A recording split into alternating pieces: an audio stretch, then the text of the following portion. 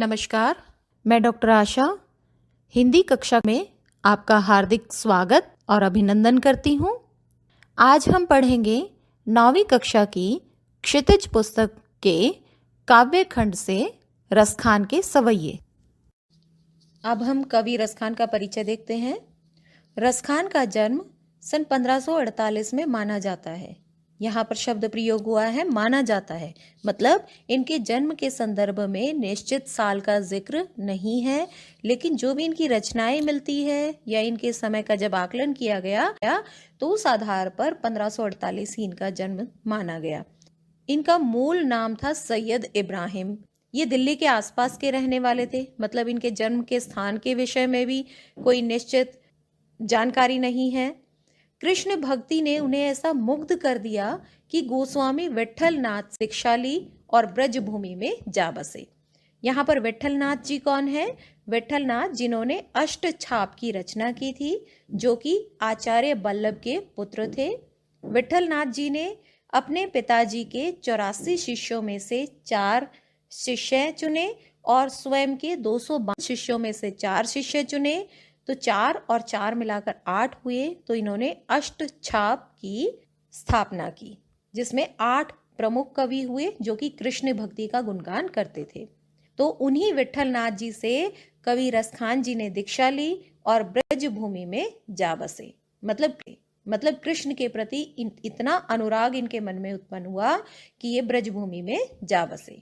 सन 1628 के लगभग उनका देहावसान हुआ।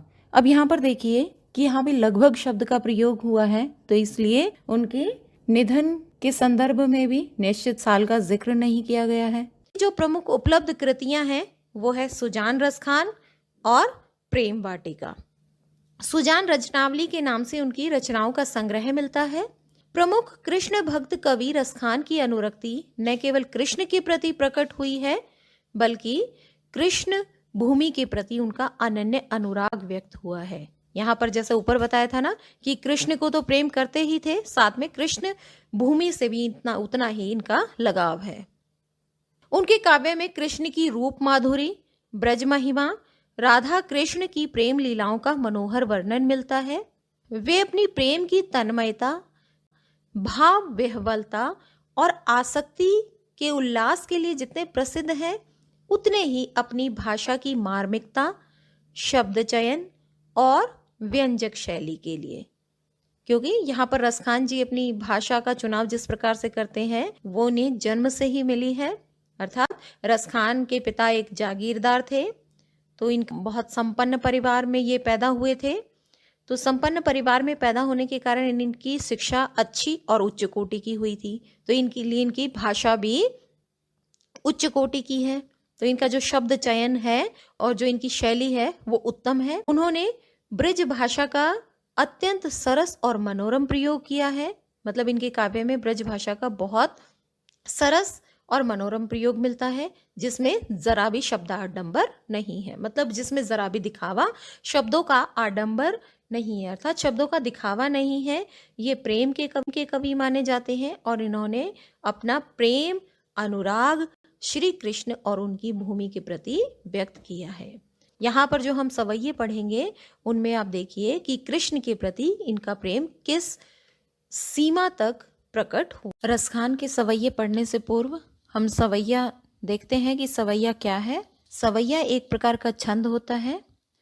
छंद 2 प्रकार के होते हैं, एक होता है मात्रिक छंद, दूसरा वारणिक छंद, जिसमें मात्राओं की गणना करने के आधार पर छंद का निर्धारण होता है, वो मात्रिक छंद, और जिसमें वर्णों की गिनती की जाती है वहां पर वारणिक छंद होता है। तो सवैया एक प्रकार का वारणिक छंद है, जिसके प्रत्येक चरण में 22 से 26 वर्ण होते हैं और इसके कुल 4 चरण होते हैं और हर चरण में वर्ण होंगे 22 से 26। मात्राएं होंगी, मात्राओं की गणना की जाएगी वो मात्रिक छंद, और जिसमें वर्णों की गिनती की जाएगी वो वारणिक छंद। और सवैया एक प्रकार का वारणिक छंद है जिसके प्रत्येक चरण में 22 से 26 वर्ण होते हैं। हम पहला सवैया प्रारंभ करते हैं, तो चलिए प्रारंभ करते हैं सवैये की व्याख्या। मानुष हों तो वही रसखानी, बसों ब्रज गोकुल गांव के गवारन, जो पशु हो तो कहा बस मेरो, चरो नित नंद की धेनु मंझारन। पाहन हो तो वही गिरी को, जो कियो हरि छत्र पुरंदर धारन। जो खग हो तो बसेरो करो, मिली कालिंदी कूल कदम्ब की डारन। तो इसका सबसे पहले शब्दार्थ देखिए। मानुष मतलब मनुष्य, रसखानी कवि रसखान, बसऊं मतलब बसना चाहता हूँ, गोकुल गांव का नाम है, गवारन ग्वाला, पशु पशु, कहा बस मेरो मतलब मेरा वश न होना, नित मतलब रोजाना, नंद बाबा नंद श्री कृष्ण के पिता, धेनु गाय, मंझारन बीच में, पाहन मतलब पत्थर, गिरी मतलब पर्वत, पुरंदर इंद्र, खग पक्षी, कालिंदी यमुना यमुना नदी, कूल किनारा, कदम्ब एक प्रकार का वृक्ष और डारन मतलब डाली। अब इसकी व्याख्या देखिए कि कवि रसखान कहते हैं, मानुस हो तो वही रसखानी, कि कवि रसखान कहते हैं कि यदि अगले जन्म में भी मुझे मनुष्य का जन्म मिला तो मैं बसाऊं ब्रज ब्रज कि ब्रज क्षेत्र में बसना चाहता हूँ, और ब्रज क्षेत्र के भी गोकुल गांव का ग्वाला बनकर। कि मैं कवि रसखान जी कहते हैं कि यदि मुझे अगले जन्म में मनुष्य का रूप मिलता है तो मैं ब्रज क्षेत्र के गोकुल गांव के ग्वाले के रूप में ही रहना चाहता हूँ। जो पशु हो तो कहा बस मेरो, और यदि मुझे पशु का जन्म मिला जिस पर मेरा कोई वश नहीं होगा, क्योंकि पशु तो किसी दूसरे के अधीन होगा, कहते हैं कि जो पशु हो तो, कि यदि मुझे पशु का जन्म मिला और मेरा वश जिस पर मेरा वश नहीं है तो भी चरऊं नित नंद की धेनु मंझारन, कि मैं रोजाना बाबा नंद की गायों के बीच में ही चरना चाहता हूँ। कवि रसखान जी आगे कहते हैं, पाहन हो तो वही गिरी को, और यदि मैं पत्थर का रूप धारण किया मैंने तो मैं उसी पर्वत के पत्थर का रूप धारण करना चाहता हूँ। कौन सा पत्थर? जिसको श्री कृष्ण ने हरि छत्र, हरि मतलब श्री कृष्ण, छत्र मतलब छाते के रूप में, कि श्री कृष्ण ने छत्र के रूप में धारण किया था। किस लिए? पुरंदर धारण, कि इंद्र के घमंड को तोड़ने के लिए जिसने गोवर्धन पर्वत को धारण किया था। जो खग हो तो बसेरो करो, मिली कालिंदी कूल कदम की डारन। कहते हैं कि यदि मुझे पक्षी का जन्म मिला तो मैं यमुना नदी के किनारे स्थित कदम्ब के पेड़ की डाली को ही अपना बसेरा बसाना चाहता हूँ कि मतलब उसी कदम के पेड़ पर ही बसना चाहता हूँ। तो हमने इन चारों पंक्तियों में देखा, तो हमने इन सभी पंक्तियों में देखा कि रसखान जी का कृष्ण और कृष्ण भूमि के प्रति अनन्य प्रेम प्रकट हुआ है। क्यों हुआ है? मनुष्य होते हैं तब भी गौ बसना चाहते हैं, पशु होते हैं तो बाबा नंद की गायों के बीच में चरना चाहते हैं। क्यों? क्योंकि उन्हें चराने के लिए श्री कृष्ण लेकर जाते हैं। और पाहन बने, पत्थर बने तो उसी पर्वत का जिसे इंद्र का घमंड को तोड़ने के लिए श्री कृष्ण ने छत्र के रूप में धारण किया था। और पक्षी हो तो वहीं पर अपनेंगे जहां पर श्री कृष्ण जिस कदम्ब के पेड़ के नीचे बैठकर श्री कृष्ण बांसुरी बजाते थे। अब हम इस सवैये का काव्य सौंदर्य देखते हैं। प्रस्तुत सवैये में श्री कृष्ण के प्रति अनन्य प्रेम व्यक्त किया गया है।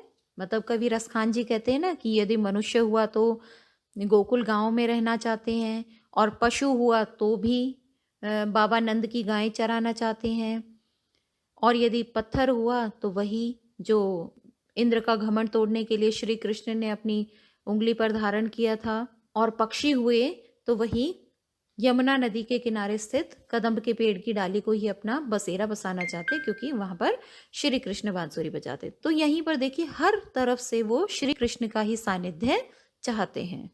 यहाँ पर एक तीसरी पंक्ति आई है ना कि हरि छत्र, ये काव्य सौंदर्य में तो नहीं लिखेंगे लेकिन आप लोगों को ऐसे ही समझा देती हूँ कि गोकुल गांव के सभी निवासियों को इंद्र ने बोला कि आप मेरी पूजा कीजिए, आप सभी मेरी पूजा कीजिए। लेकिन वो क्या, किसकी पूजा करते थे? गोवर्धन पर्वत की। लेकिन इंद्र ने फिर क्रोधित होकर संपूर्ण गोकुल गांव को जलमग्न कर दिया। तो फिर सारे श्री कृष्ण के पास गए, उनसे आश्रय की मांग की। तब श्री कृष्ण ने अपनी तर्जनी उंगली पर गोवर्धन पर्वत को उठाया था और उसी के नीचे सभी ठहरे थे। तो इसलिए इंद्र का घमंड चूर चूर हो गया था। तो इसमें यही है कि इंद्र के घमंड को तोड़ने के लिए ही श्री कृष्ण ने गोवर्धन पर्वत को अपनी तर्जनी उंगली पर उठाया था। अच्छा, अब फिर हम लौटते हैं काव्य सौंदर्य की ओर। पहले तो हो गया एक बिंदु, तो ये हो गया कि सवैये में श्री कृष्ण के प्रति अनन्य प्रेम व्यक्त हुआ है। दूसरा है ब्रज भाषा की छटा देखने को मिलती है, मुक्तक शैली है, भक्ति रस का सुंदर परिपाक है, सवैया छंद है, जैसा कि शीर्षक है ये सवैया छंद है। आगे हम क्या देखते हैं, कालिंदी कुल कदम्ब में कै वर्ण की आवृत्ति के कारण अनुप्रास अलंकार है। तो यहाँ पर देखिए कि जहाँ पर एक ही वर्ण की आवृत्ति हो वहां पर अनुप्रास अलंकार है। और इसमें कौन से वर्ण की आवृत्ति है,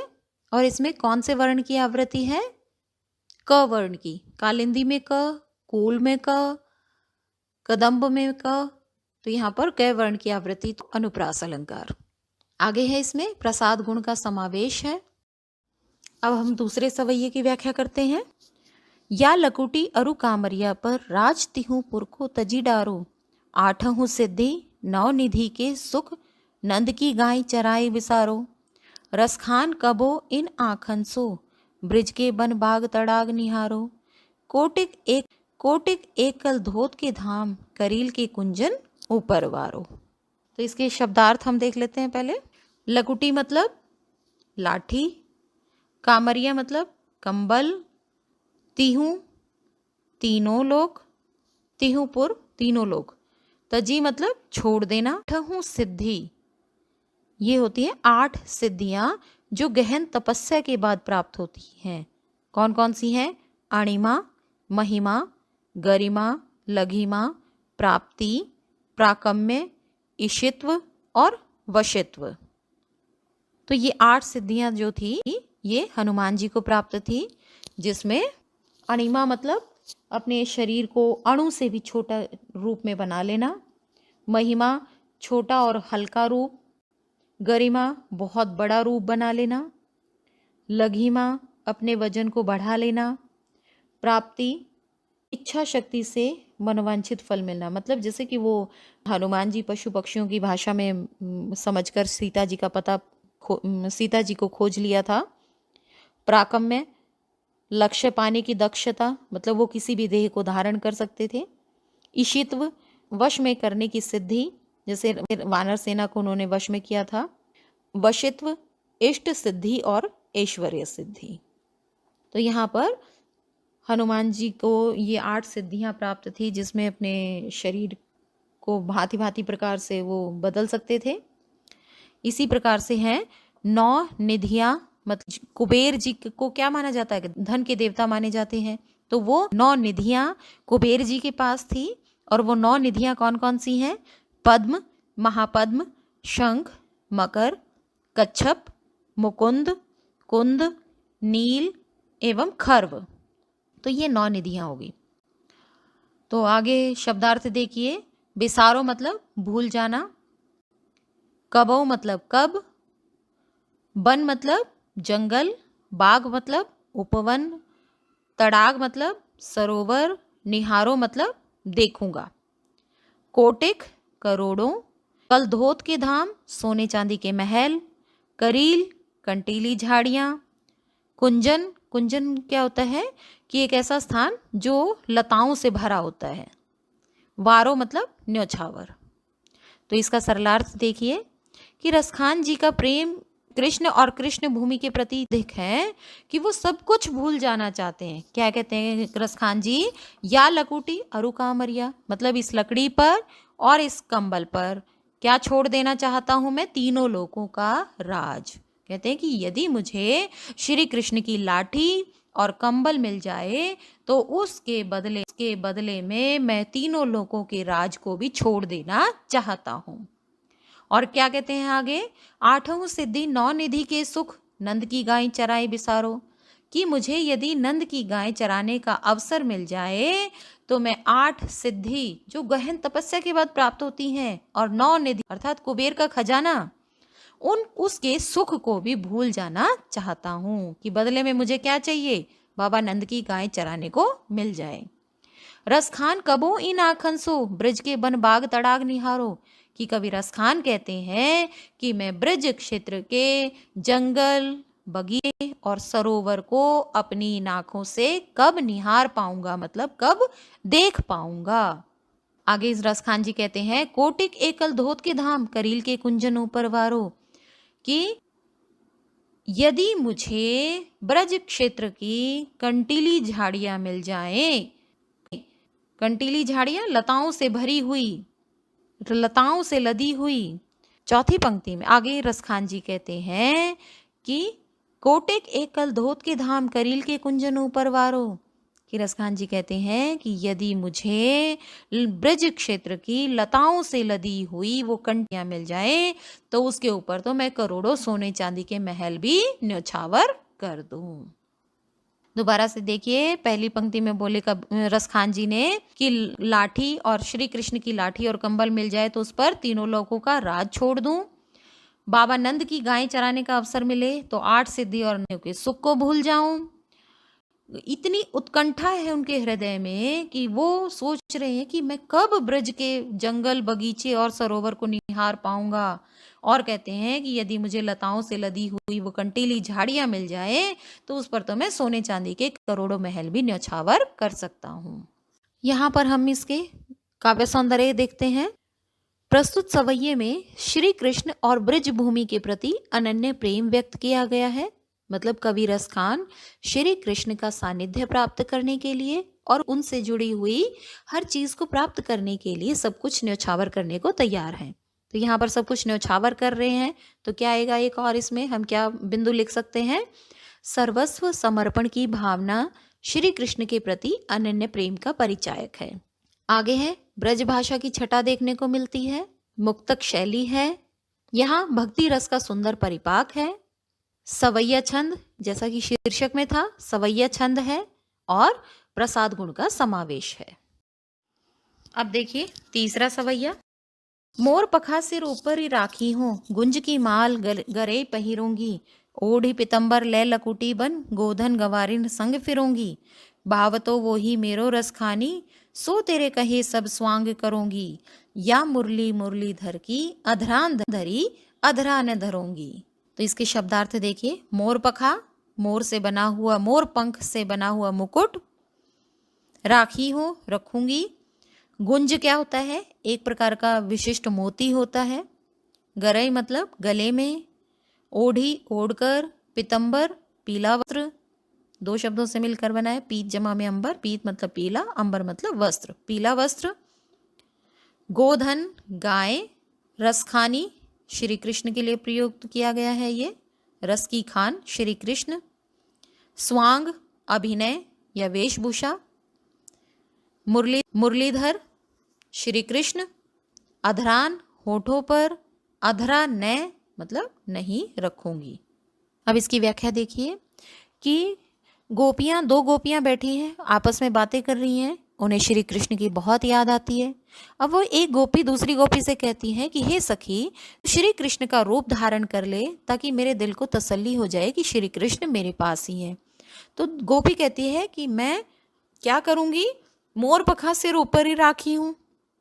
वो उसकी बात मान लेती है और कहती है कि मैं मोर पंख से बने हुए मुकुट को अपने सिर पर रख लूंगी, अर्थात जैसे मुकुट श्री कृष्ण धारे हैं वैसा ही मुकुट मैं पहन लूंगी, गुंज की माल गले पहिरूंगी, श्री कृष्ण की भांति गुंज की माला मैं अपने गले में पहन लूंगी, ओढ़ी पितंबर मतलब श्री कृष्ण पीले वस्त्र पहनते हैं वैसे ही पीले वस्त्रों को ओढ़ लूंगी, लै लकुटी लाठी लेकर, बन गोधन गवारिन की गायों की ग्वालिन बनकर उनके साथ साथ फिरूंगी। भाव तो वही मेरे रस खानी, कि वो गोपी कहती है कि मुझे तो मेरा वही रस की खान श्री कृष्ण ही भाता है, और जैसा जैसा रूप उन्होंने धारण किया हुआ है ठीक वैसा ही रूप मैं धारण करने के लिए तैयार हूँ। जिस प्रकार से वो वस्त्र धारण करते हैं, जैसा वो अभिनय करते हैं, उस प्रकार से सब चीजों को करने के लिए मैं तैयार हूँ। लेकिन लेकिन गोपी क्या कहती है, क्या नहीं करूंगी, या मुरली मुरलीधर की, कि ये मुरली किसकी, मुरलीधर की अर्थात श्री कृष्ण की अधरांधरी जो उन्होंने अपने होठों पर रखी हुई है, अधरा न धरूंगी, अपने होठों पर नहीं रखूंगी। कि यहाँ पर श्री कृष्ण ने जो मुरली अपने होठों पर रखी हुई है, सिर्फ वो मुरली नहीं धारण करूंगी, बाकी मैं सभी प्रकार के स्वांग धारण करने के लिए तैयार हूं, कि मैं वो सब चीजें धारण करूंगी जिससे तुम्हें कि श्री कृष्ण ही आ गए हैं। लेकिन मुरलीधर की, श्री कृष्ण की उस मुरली को अपने होठों पर नहीं रखूंगी। ऐसा क्यों कह रही है, क्योंकि उन्हें मुरली के प्रति यहाँ पर उनका ईर्ष्या भाव व्यक्त हो रहा है कि मुरली बजाने के बाद श्री कृष्ण को गोपियों का ध्यान नहीं रहता, वो सिर्फ मुरली की मधुरतान में ही खो जाते हैं। अब हम इस सवैये का काव्य सौंदर्य देखते हैं। प्रस्तुत सवैये में गोपियों का श्री कृष्ण के प्रति अनन्य प्रेम व्यक्त हुआ है, मतलब गोपियां जो है श्री कृष्ण का रूप धारण करने के लिए तैयार हैं। श्री कृष्ण की मुरली के प्रति ईर्ष्या का भाव है, मतलब गोपियां सब कुछ तो उनके जैसा धारण कर लेंगी, लेकिन उनकी मुरली को नहीं रखेंगी। ब्रज भाषा की छटा देखने को मिलती है, मुक्तक शैली है, सवैया छंद है। यदि हम अधरान धरी अधरान धरोंगी में ध्वनि साम्य है। अलंकारों की बात करें तो अलंकार क्या होंगे, अधरान धरी अधरान धरूंगी, तो यहाँ पे अधरान और अधरा न, यहाँ पर दो एक जैसे शब्द हैं, लेकिन दोनों का अर्थ अलग अलग है। तो जहां पर दो एक जैसे शब्द हों और दोनों के अर्थ अलग हों तो वहां पर यमक अलंकार होता है। अधरान मतलब होठों पर, और अधरा न मतलब होठों पर नहीं रखूंगी। जैसा मैंने आप लोगों को शब्दार्थ में भी दिया था, ये दोनों शब्द मैंने आपको शब्दार्थ में दिखाए थे, और दो एक जैसे शब्द आ गए लेकिन दोनों का अर्थ अलग है, अधरान और अधरा न, तो इसलिए यहाँ पर यमक अलंकार है। अब हम चौथा सवैया देखते हैं। काननी दे अंगुरी रहीबो जबहि मुरली धुनी मंद बजहे, मोहिनी तानन सोरस खानी अटा चढ़ी गोदन गहे तो गहे, टेरी कहो सिगरे ब्रज लोगिनी काल्ही को कितनो समझाहे, माई रीवा मुख की मुस्कानी संभारी न जहे न जहे न जहे। तो यहाँ पर इसका शब्दार्थ देखिए, काननी मतलब कानों में, अंगुरी मतलब उंगली, रहीबो मतलब रख लूंगी, मोहिनी तानन मधुर तान, रस खानी श्री कृष्ण के लिए प्रयोग हुआ है, रस की खान श्री कृष्ण, गोधन एक प्रकार का लोकगीत, टेरी पुकार कर, सिगरे सारे, ब्रिज लोगनी ब्रिज के लोगों को कितना, मुस्कानी मुस्कान, संभारी संभाली। तो अब इसकी व्याख्या देखिए। इस सवैये में श्री कृष्ण की मुरली की मधुर धुन और उनके चेहरे की मुस्कान गोपियों पर क्या प्रभाव डालती है, इसका वर्णन किया गया है। क्या कहती है गोपी, काननी दे अंगुरी रहीबो जबहि मुरली की धुनी मंद बजे है। गोपी कहती है जब ही मतलब जब मुरली धुन मंद मंद बजे ही मतलब बजेगी, अर्थात जब मुझे मुरली की धुन मंद मंद सुनाई देगी तभी मैं अपने कानों पर उंगली रख लूंगी, अर्थात अपने कान बंद कर लूंगी ताकि मुझे वो मुरली की धुन सुनाई ना दे। मोहिनी तानन सो रस खानी, वो रस की खान श्री कृष्ण अटा चढ़ी मतलब चाहे कितने ही ऊंचे स्थान पर चढ़कर गोधन नामक लोकगीत को गाए तो गाए, मुझे इससे कोई फर्क नहीं पड़ेगा। क्यों नहीं पड़ेगा, क्योंकि मैं अपने कान बंद कर लूंगी और वो मुरली की धुन मुझे सुनाई नहीं देगी। गोपी कहती है कि जब मुरली की धुन बंद बंद सुनाई देगी तभी मैं अपने कान बंद कर लूंगी, कानों पर हाथ रख लूंगी, फिर चाहे श्री कृष्ण कितने ही ऊंचे स्थान पर चढ़कर गोधन नामक लोकगीत क्यों न गाए, उस मोहिनी तानन का मुझ पर कोई भी असर नहीं होगा। टेरी कहो सिगरे ब्रज लोगिनी काल्ही कहूँ कितनों समझाए, टेरी मतलब पुकार कर। अब कहती है कि मैं सारे ब्रिज के लोगों को पुकार पुकार कर कहती हूँ, कल चाहे मुझे कितना ही समझाए उसका कोई भी अर्थ नहीं होगा। क्यों कह रही है यहाँ पर गोपी, कहती है कि एक बार अगर श्री कृष्ण की मोहिनी तान मेरे कानों में पड़ गई फिर चाहे सारे लोग मुझे कितना ही समझाते रहना, मुझ पर उसका कोई भी असर नहीं होगा, क्योंकि मैं श्री कृष्ण की मुरली की मधुर तान सुन लूंगी तो मैं उनके पास खींची चली जाऊंगी। और वो अपनी माँ को कहती है कि हे माँ, श्री कृष्ण के मुख की मधुर मुस्कान मुझसे संभाली नहीं जाती है। न जही न जही न जही मतलब संभाली नहीं जाती है। क्यों नहीं जाती? क्योंकि एक तो मधुर तान कानों में पड़ा सुनाई देगी, तो मधुर तान को सुनूंगी मैं, और सुनती सुनती जब मैं श्री कृष्ण के पास पहुंच जाऊंगी तो उनके मुख की मधुर मुस्कान को मैं देखूंगी, तो वो फिर मैं अपने हृदय को संभाल नहीं पाऊंगी, क्योंकि मेरा हृदय श्री कृष्ण की मुरली की मोहिनी तान के अधीन है। और श्री कृष्ण जब बांसुरी बजाते हैं तो उस बांसुरी के स्वर के जादू से कोई भी बच नहीं पाता है। तो यहाँ पर श्री कृष्ण की मुरली की मधुर तान का जादू बताया है। यहाँ पर हम इसका काव्य सौंदर्य देखते हैं। प्रस्तुत सवैये में गोपियों का श्री कृष्ण के प्रति अनन्य प्रेम प्रकट हुआ है। कृष्ण की मुरली की धुन और उसकी मुस्कान के अचूक प्रभाव और गोपियों की विवशता का वर्णन किया गया है। ब्रज भाषा की छटा देखने को मिलती है। आप एक चीज का ध्यान रखना, अगर इन सवैयों में से कोई भी सवैया आ जाए और उसके काव्य सौंदर्य आपसे पूछा जाए तो सभी में आप क्या लिखेंगे कि ब्रज भाषा की छटा देखने को मिलती है और मुक्तक शैली है और सवैया छंद है। अब हम इसके प्रश्न अभ्यास देखते हैं। प्रश्न अभ्यास में हम एक एक करके क्रमानुसार प्रश्नों को देखेंगे और उसका जवाब खोजेंगे। तो यहाँ पर प्रश्नोत्तर चर्चा करने से पूर्व एक बात मैं आप लोगों को समझाना चाहती हूँ। देखो प्यारे बच्चों, कभी भी प्रश्न का जवाब जो है रट कर मत देना, क्योंकि जब हम किसी प्रश्न को रटते हैं, बार बार उसी प्रश्न को पढ़ते हैं, दोहराते हैं, रटते हैं, तो वो चीज़ हमारे कुछ समय के लिए हमें याद रहती है। और अगर हम प्रश्न को समझकर स्वयं के विवेक के आधार पर उत्तर लिखते हैं तो उसमें हमारा रचनात्मक कौशल उभर कर आता है।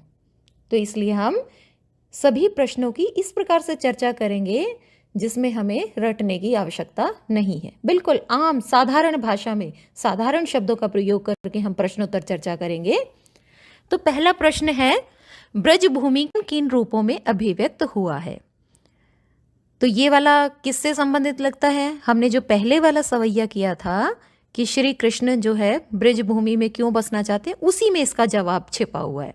तो हम क्रमानुसार उसकी एक एक पंक्ति को ध्यान रखेंगे कि ब्रजभूमि के प्रति कवि का प्रेम किन किन रूपों में अभिव्यक्त हुआ है।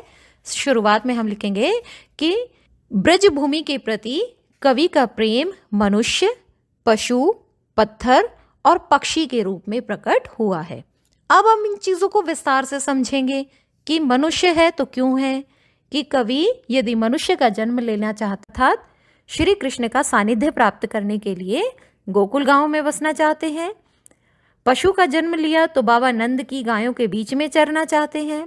अगर पत्थर बने तो उसी पर्वत का पत्थर बनना चाहते हैं, उसी गोवर्धन पर्वत का पत्थर बनना चाहते हैं जिसे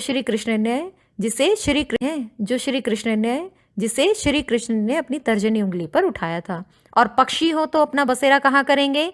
जैसा हमने काव्यांश में व्याख्या में समझा था, क्या था कि यमुना नदी के किनारे स्थित कदम्ब के पेड़ की डाली को ही अपना बसेरा बसाना चाहते।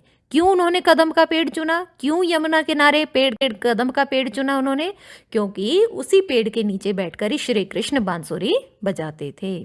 तो यहाँ पर हुआ, अब हम पहले चारों शब्दों का प्रयोग करेंगे कि कवि का ब्रजभूमि के प्रति कवि का प्रेम मनुष्य, पशु और पत्थर और पक्षी के रूप में व्यक्त हुआ है, और किसकी विस्तार से चर्चा करेंगे जो मैं ऊपर बता चुकी हूँ।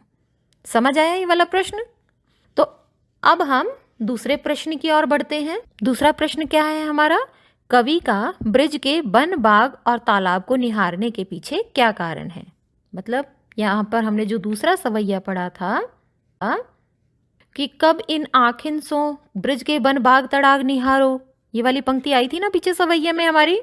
तो कवि ने यही पूछा है कि ब्रज के वन मतलब जंगल, बाग मतलब बगीचे और तड़ाग मतलब तालाब को निहारने के पीछे क्या कारण है? क्योंकि वो इनको इसलिए देखना चाहते हैं ताकि वे का सानिध्य पा सके, कि श्री कृष्ण और उनसे जुड़ी हुई हर एक चीज में वो श्री कृष्ण को ही खोजते हैं। तो इसीलिए इन चीजों में उन्हें श्री कृष्ण का सानिध्य चाहिए, इसीलिए वो इनको निहारना चाहते हैं। अब आता है हमारा तीसरा प्रश्न। तीसरे प्रश्न में क्या है? एक लकुटी और कामरिया पर कवि सब कुछ न्यौछावर करने को क्यों तैयार है? कवि कहते हैं ना, दूसरे वाले सवैये में हमने पढ़ा था, या लकुटी अरु कामरिया पर राज तिहुपुर को तजी डारो, कि एक लकड़ी और कम्बल को प्राप्त करने के लिए वो तीनों लोगों के राज तक को छोड़ देने के लिए तैयार हैं।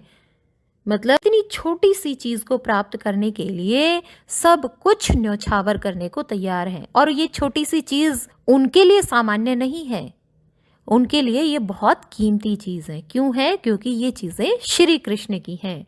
श्री कृष्ण की लकुटी और कंबल को प्राप्त करने के लिए, कि लकड़ी और कंबल को प्राप्त करने के लिए वो सब कुछ न्यौछावर कर देना चाहते हैं। उन्हें ऐसा लगता है कि यदि उन्हें ये चीजें मिल गई तो साक्षात उन्हें का श्री कृष्ण से मिलन हो जाएगा। अब चौथा प्रश्न देखिए। सखी ने गोपी से कृष्ण का कैसा रूप धारण कर शब्दों में लिखिए। तो इसमें तो ये वाला प्रश्न तो बहुत आसान है। क्यों आसान है? क्योंकि हमने जो तीसरे वाला सवैया किया था, हमें उसकी सिर्फ और सिर्फ व्याख्या ही लिखनी है, उसको अपने शब्दों में। मतलब कि यहाँ पर तो कवि ने ब्रज भाषा का प्रयोग किया है, लेकिन यहाँ पर उसकी व्याख्या हम करेंगे कि एक गोपी दूसरी गोपी से श्री कृष्ण की बहुत याद आ रही है। अब इसका उत्तर हम यहाँ से लिखना शुरू करेंगे कि एक गोपी दूसरी गोपी से ये कहती है कि मुझे तो श्री कृष्ण की याद आ रही है। अब गोपी कहती है कि क्यों ना तुम ही श्री कृष्ण बन जाओ ताकि मैं तुम्हें निहार सकूं। तो दूसरी गोपी कहती है, जिससे कहा गया था, वो गोपी कहती है कि मैं अपने सिर पर मोर का पंख रख लूंगी और गले में गुंज की माला, जो कि एक विशिष्ट प्रकार का पत्थर होता है, उसकी माला मैं गले में पहन लूंगी। ओढ़ी पितंबर जैसे कि श्री कृष्ण पीले वस्त्र धारण करते हैं, वैसे ही पीले वस्त्र मैं ओढ़ लूंगी। लय लकुटी लेकर ग्वालिन बनकर, गायों की रक्षक बनकर उनके साथ साथ फिरूंगी। अब आगे गोपी कहती है कि जैसा जैसा रूप श्री कृष्ण धारण करते हैं, ठीक वैसा ही रूप धारण करने के लिए मैं तैयार हूँ। लेकिन श्री कृष्ण ने जो बांसुरी अपने होठों पर रखी हुई है, वह मैं अपने होठों पर नहीं रखूंगी। तो यहाँ पर हमने देखा कि सखी गोपी से कृष्ण का वो रूप धारण करने के लिए कहती है जो रूप श्री कृष्ण धारण करते हैं। क्या क्या? एक बार दोहरा कर देखते हैं। सिर पर मोरपंख, गले की माला, ओढ़ने के लिए पीला वस्त्र, हाथ में लकड़ी लेकर गायों की रक्षक बनना चाहती है। जैसा जैसा रूप श्री कृष्ण का है, वैसा ही वो रूप धारण करना चाहती है। लेकिन एक चीज क्या उसने छोड़ी है? बांसुरी, क्योंकि उन्हें बांसुरी अच्छी नहीं लगती। क्यों नहीं अच्छी लगती? क्योंकि श्री कृष्ण बांसुरी की धुन में जब खो जाते हैं तो उन्हें किसी चीज का ध्यान नहीं रहता, वो बांसुरी की धुन में ही खो जाते हैं। इसीलिए यहाँ पर बांसुरी के प्रति गोपियों का ईर्ष्या भाव प्रकट हो रहा है। अब हम करते हैं प्रश्न संख्या 5। आपके विचार से कवि पशु, पक्षी और पहाड़ के रूप में भी कृष्ण का सानिध्य क्यों प्राप्त करना चाहते हैं? तो यहाँ पर पहले वाले हमने देखा ना कि पशु, पक्षी और पहाड़ बनने के बावजूद भी वो श्री कृष्ण के पास ही रहना चाहते हैं। रसखान जी का श्री कृष्ण के प्रति अनन्य प्रेम है, और ये इस प्रेम को किस प्रकार से प्रकट करते हैं? उनका सानिध्य प्राप्त करके। और सानिध्य कैसे प्राप्त होगा? उनसे जुड़ी हुई चीजों का रूप वे धारण कर लेंगे। तो इसीलिए कवि ने कहा है कि पशु हो तो बाबा नंद की गायों के बीच में, पक्षी हो तो कदम्ब के पेड़ के नीचे, और पहाड़ हो तो गोवर्धन, पर्वत का ही पत्थर हो। क्योंकि ये चीजें प्रत्यक्ष रूप से श्री कृष्ण के साथ ही जुड़ी हुई हैं, और उनसे जुड़ी हुई हर चीज के रूप में अपना रूप पाकर वे श्री कृष्ण का सानिध्य प्राप्त करना चाहते हैं। अगला प्रश्न है प्रश्न संख्या 6। चौथे सवैये के अनुसार गोपियां अपने आप को विवश क्यों पाती हैं? चौथे सवैये में कहा है ना कि एक गोपी अपनी माँ से कहती है कि जब भी मुरली की धुन मंद मंद बजेगी तो मैं अपने कानों पर हाथ रख लूँगी, क्योंकि मुरली की आवाज़ को मैं सुनना नहीं चाहती। तो उनका ये मानना है कि गोपी अपनी माँ से कहती है कि जब मुरली की धुन शुरू होगी तभी मैं अपने कानों पर उंगली रख लूँगी, ताकि मुझे वो मुरली की तान ना सुनाई दे। क्यों कहती है ऐसा वो? उसका ये मानना है, गोपी का ये मानना है कि अगर एक बार उसके कानों में मुरली की मधुर धुन चली गई तो फिर वो अपने आप को संभाल नहीं पाएगी, और तान में खिंची चली जाएगी। यही श्री कृष्ण के प्रेम का जादू है कि उनकी मुरली की धुन सुनने के बाद गोपियाँ अपने आप को विवश पाती हैं। वो स्वयं को रोकना चाहती हैं, लेकिन चाह कर भी वे स्वयं को रोक नहीं पाती हैं। प्रश्न संख्या 7 दो भागों में विभाजित है। इसका है भाव स्पष्ट कीजिए। इसका क भाग है कोटिक एक कल धोत के धाम करील के कुंजन ऊपर वारो। तो यहाँ पे प्रश्न में है भाव स्पष्ट कीजिए। तो भाव का मतलब है कि इन पंक्तियों में कवि का क्या भाव छुपा हुआ है, कवि क्या कहना चाहते हैं। कि कोटिक एक कल धोत, कोटिक मतलब होता है करोड़ों, कल धोत मतलब सोने चांदी के महल, करील के कुंजन ऊपर वारो, करील मतलब कंटीली झाड़ियाँ, कुंजन मतलब लताओं से घिरा हुआ स्थान। तो कवि कहते हैं कि यदि मुझे ब्रज क्षेत्र की वो कंटीली झाड़ियाँ मिल जाएं, लताओं से लदी हुई, कौन सी कंटीली झाड़ियाँ? लताओं से लदी हुई कंटीली झाड़ियाँ मिल जाएं, तो उस पर मैं करोड़ों सोने चांदी के महल भी न्यौछावर कर देना चाहता हूँ। तो यहाँ पर श्री कृष्ण के प्रति रसखान जी का अनन्य प्रेम प्रकट हुआ है कि वो श्री कृष्ण से अनन्य प्रेम प्रकट हुआ है कि वो श्री कृष्ण से कितना प्रेम करते हैं कि उनसे जुड़ी हुई हर चीज़ को वो पाना चाहते हैं। आगे है इसका दूसरा भाग देखिए 7वें प्रश्न का। माई रीवा मुख की मुस्कानी संभारी न जहे न जहे न जहे।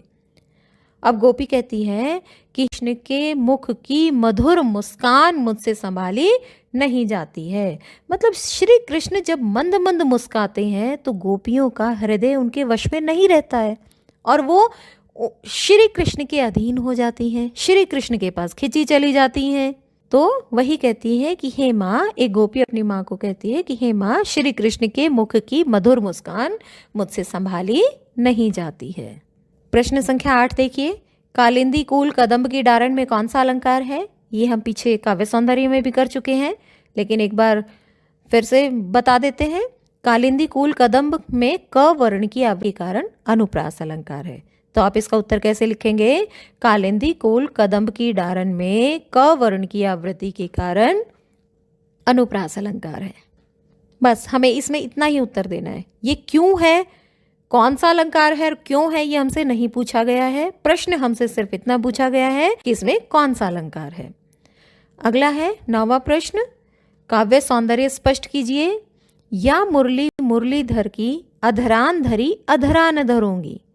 तो यहाँ पर काव्य सौंदर्य में क्या लिखेंगे आप? भाषा, छंद, अलंकार, रस और गुण। रस और गुण, इन 5 चीज़ों को शामिल करेंगे। क्या है? तो हम सबसे पहले देखेंगे भाषा कौन सी है? ब्रज भाषा है। छंद कौन सा है? सवैया छंद है। अलंकार देखेंगे, अधरान धरी अधरान धरूंगी, तो ध वर्ण की आवृत्ति के कारण अनुप्रास अलंकार है। जहाँ पर प्रयोग किया जाता है तो वहाँ कौन सा अलंकार होता है? अनुप्रास अलंकार। और अधरान और अधरान में यमक अलंकार है। जहाँ पर 2 एक जैसे शब्द आ जाए लेकिन दोनों का अर्थ अलग अलग हो तो वहाँ पर यमक अलंकार होता है। तो हमारे क्या क्या आ गए? भाषा हो गई, छंद हो गया, अलंकार हो गया, रस कौन सा है? शांत रस का प्रयोग किया गया है, और गुण प्रसाद गुण का प्रयोग किया गया है। इसके बाद एक जो पंक्ति है वो आप लगभग सभी सरस कविताओं में लिख सकते हैं। कौन सी? संगीतात्मकता, लयात्मकता व प्रवाहमयी किया गया है। तो यहीं पर हमारा पाठ समाप्त होता है। हमने व्याख्या की, इनकी विस्तार से चर्चा की, काव्य सौंदर्य समझा, प्रश्नोत्तर चर्चा की। आशा है ये पाठ आपको समझ में आ गया होगा। धन्यवाद।